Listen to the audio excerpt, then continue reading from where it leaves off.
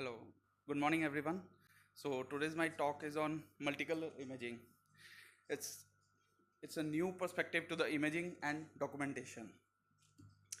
First of all, like there are so many modalities for imaging retina. Now, what's this new multicolor imaging and why?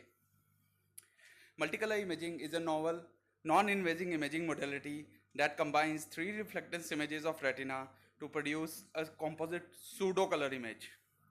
It enables the better visualization of pathologies in different retinal layers.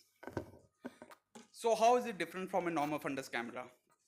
The normal fundus camera uses a white flashlight to scan the retinal surface, while the confocal scanning laser ophthalmoscopy system uses a particular wavelength of light called as a laser beam to scan a particular area of the retina. So what are the components of multicolor imaging? It comprises of three wavelengths of light: the blue reflectance, the green reflectance, and infrared reflectance. The blue reflectance being the shortest wavelength and the infrared being the longest wavelength of light and has the most penetration. In a normal fundus camera, which is using the white light, we can see the intensity of the light decreases towards the deeper layers of the retina, while in the multicolor imaging, the blue reflectance sees the inner layers of retina, the green having a more wavelength of light penetrates little bit deeper to the middle layers, and the red having the deepest penetration is able to see the deeper layers of the retina really well.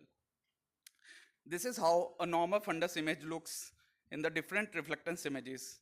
The blue reflectance shows the foveal lip so very beautifully, while we can see that it is almost negligibly seen in a red reflectance image.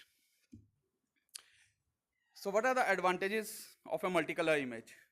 It's a high resolution and a high contrast image as compared to a fundus camera, can be taken up in a non-mydriatic eye, produces less photophobia, the 30-degree, 55-degree, and the wide field images are also available. And the best is that it gives a combined platform and saves time in a high volume clinics that a single machine is able to capture both the fundus camera photo as well as an OCT image. So now we'll be looking at how the clinical diseases appear on a multicolor imaging.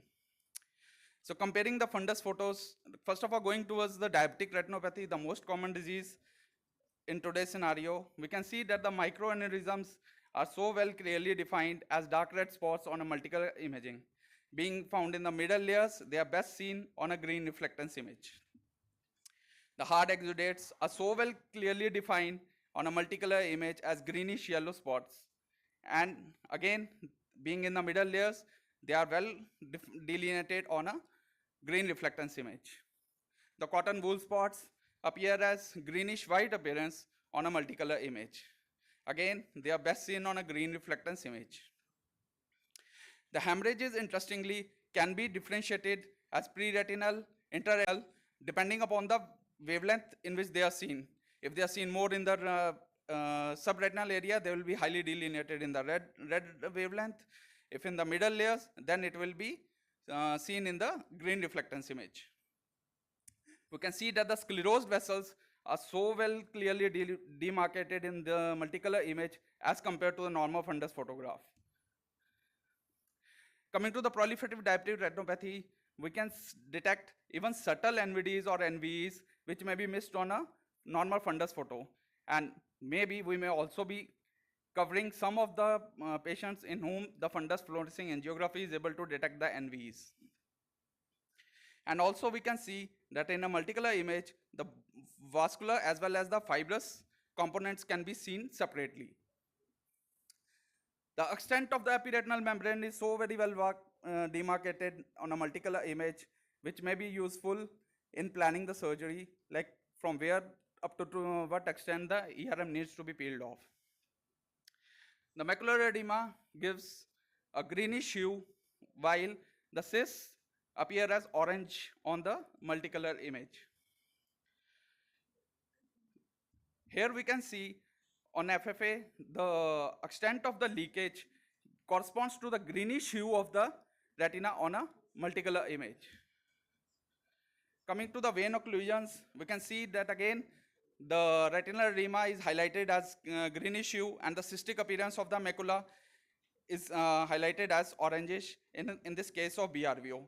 And on the green reflectance image, the sclerosed vessels is so very well clearly demarcated.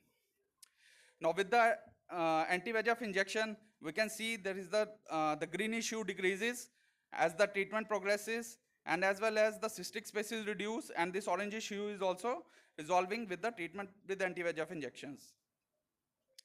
The next disease is the central retina, the retinal artery occlusion. We can see that this edematous retina is appearing again greenish, giving greenish hue and the sclerosed vessels are again demarcated in the green reflectance. And once the retinal edema resolves with time, the thick edematous retina is replaced by a thin atrophic retina, and the loss of this greenish hue indicates the same. The early AMD changes in the outer retinal layers can be delineated on a red infrared reflectance image. The drusenoid RPE detachment can be differentiated from the reticular pseudodruseness, as the drusenoid will be appearing in the infrared reflectance, while the reticular pseudodruseness, being a little bit more superficial, will be more clearly seen on greenish blue enhancement. The extent of the geographical atrophy is again much more clearly demarcated on a multicolor image as compared to a normal fundus image. Being the RPE changes, it is again clearly well defined upon a red infrared reflectance. Again, the CNVM, we can see the greenish hue decreases with the treatment, and as well as the extent of the membrane, subretinal membrane, is also reduced. Similarly, in the cases of PCV, the height of the vessels and depends upon the raised areas of the causing the retinal edema, and as the intensity of the polyps and as the intensity of the wavelength passing decreases through the polyps, we can see the view is obscured below the RPE level. Again, in the cases of CSR, the extent of the fluid is so very well defined in multicolor image, and sometimes even we may be able to see a leaking spot, which we can see only on fundus fluorescein angiography on a multicolor image. This is seen over here. Again, in the case of a macular hole, surrounding the macular hole, the fluid XRF is clearly demarcated as a greenish hue, and the macular hole shows the red enhancement due to the tissue loss. The dissociated nerve fiber layer post-surgery can be seen best on the blue reflectance image. And here I've tried to classify, like in clinical scenario, what investigations we need to order if we combine the reflectance images with the autofluorescence images as well as fundus photograph. You can have a view of that. So these are my references, and then I'll say that life is just about black or white. The magic is in the million shades of gray. Thank you, Dr. Sushant. Thank you. I think the multicolor imaging, there are different machines. So it varies with reflectance also varies with the different machines. Yes, sir. So sir, these images are from which machine? So these are Heidelberg images. Heidelberg images. Okay, good, great. So these are like pseudo-color images instead of the true color images, just like we are using in topography. They are using the height of the elevated area versus the depth of the area to make the pseudo-color image.